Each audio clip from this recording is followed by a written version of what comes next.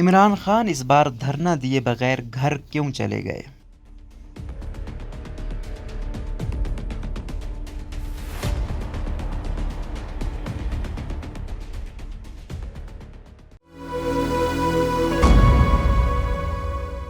عمران خان کی جانب سے اسلام آباد کے ڈی چوک میں دھرنا دینے کے اعلان کے بعد اچانک پتلی گلی سے نکل جانے پر یہ سوال کیا جا رہا ہے کہ آخر انہوں نے دھرنا دینے کا ارادہ ترک کیوں کیا۔ سیاسی حلقوں میں مختلف توجیہات پیش کی جا رہی ہیں، لیکن زیادہ تر لوگ اس خیال کا اظہار کر رہے ہیں کہ عمران خان اپنے ناکام لانگ مارچ کی وجہ سے کوئی تاثر نہیں بنا پائے تھے، اور نہ ہی ان کے ساتھ لوگوں کی اتنی تعداد تھی کہ وہ ایک باعزت دھرنا دینے میں کامیاب ہو پاتے۔ تجزیہ کاروں کا کہنا ہے کہ عمران خان کا لانگ مارچ مکمل طور پر ناکام ہو جاتا اگر سپریم کورٹ کہ جسٹس اعجاز الاحسن کی زیر قیادت ان کے ریسکیو کے لیے سامنے نہ آتی اور انہیں اسلام آباد پہنچانے کے لیے سہولت کاری نہ کرتی۔ عمران کے ساتھیوں کا بھی کہنا ہے کہ وہ 2 روز کے نوٹس پر مئی کے گرم موسم میں حکومت مخالف لانگ مارچ کا اعلان ایک بڑی سیاسی غلطی تھی، جس کا خمیازہ عمران کو ساکھ کے بحران کی صورت میں بھگتنا پڑا ہے۔ تجزیہ کاروں کا کہنا ہے کہ عمران خان کو اس لانگ مارچ میں اسٹیبلشمنٹ کے کمزور دھڑے کی حمایت حاصل تھی، جس نے انہیں پشاور سے اپنا سیاسی ایڈونچر شروع کرنے کا مشورہ دیا۔ پشاور سے چلنے کا ایک اور بڑا مقصد خیبر پختونخوا حکومت کے وسائل کا استعمال تھا تاکہ زیادہ سے زیادہ لوگ اور ٹرانسپورٹ لے کر اسلام آباد جایا جائے، لیکن کپتان کو تب شدید دھچکا لگا جب انہیں خیبر پختونخوا میں وہ حمایت نہ مل پائی جس کی وہ امید کر رہے تھے۔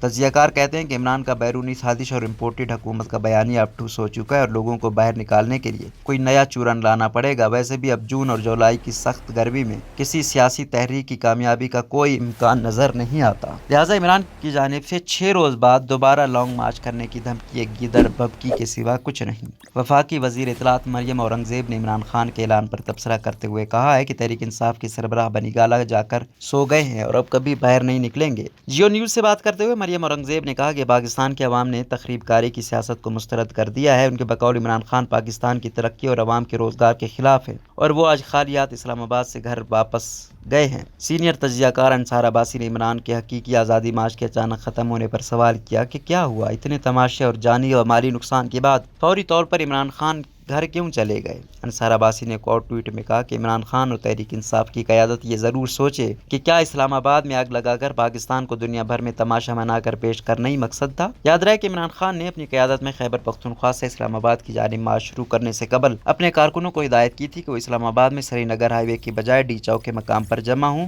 تاہم جمعرات کی علی الصبح پی ٹی آئی کے کارکن جناح ایونیو کے مقام پر جمع ہوئے تو عمران خان نے مارچ ختم کرنے کا اعلان کر دیا۔ چیئرمین پی ٹی آئی نے حکومت کو الٹیمیٹم دیا ہے کہ اگر اس نے 6 روز میں نئے انتخابات کی تاریخ کا اعلان نہ کیا تو وہ دوبارہ اسلام آباد کی جانب مارچ کریں گے۔ عمران خان مارچ کے اختتام کا اعلان کرنے کے بعد اپنی رہائش گاہ بنی گالہ روانہ ہوئے، جس کے بعد کارکن بھی منتشر ہو گئے۔ اس سے قبل بدھ اور جمعرات کی درمیانی شب پی ٹی آئی کے بعض کارکن ڈی چوک پہنچے تو پولیس نے ان پر آنسو گیس کی شیلنگ کی۔ تحریک انصاف کے ایک حامی اسفندیار بٹانی نے عمران خان کے اعلان پر تبصرہ کیا کہ کارکنان ناراض ہونے پر حق بجانب ہیں، لیکن ہم سے بہتر وہ جانتے ہیں۔ پرسکون رہیں اور عمران خان پر یقین رکھیں۔ صحافی طلعت حسین کہتے ہیں کہ عمران خان کو بتایا گیا کہ آپ کے پاس نمبر نہیں ہے، اس لیے اپنے آپ کو شرمندہ نہ کریں، جس کے بعد وہ بنی گالہ کی طرف چلے گئے۔ یاد رہے کہ تحریک انصاف کے سربراہ عمران خان نے 22 مئی کو حقیقی آزادی مارچ کا اعلان کیا تھا اور ان کا دعویٰ تھا کہ 20 لاکھ افراد اس مارچ میں شریک ہوں گے۔ ماضی کے مقابلے میں سندھ اور پنجاب کے بڑے شہروں سے اسلام آباد کی طرف مارچ کا اعلان کرنے کے بجائے انہوں نے اپنے کارکنوں کو اسلام آباد پہنچنے کی ہدایت کی تھی۔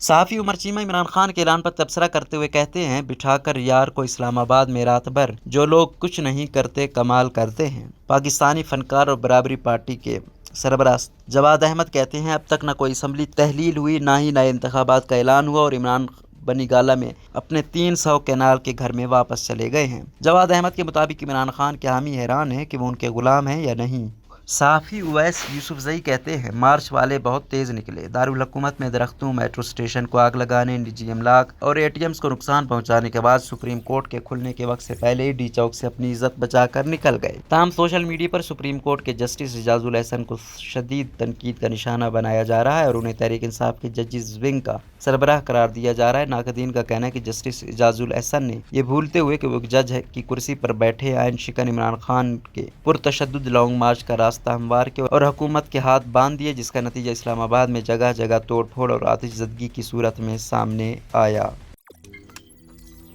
روزنامہ قدرت کی ویڈیو دیکھنے کے لیے ابھی یوٹیوب چینل پر سبسکرائب کریں اور بیل آئیکن پر بھی کلک کریں۔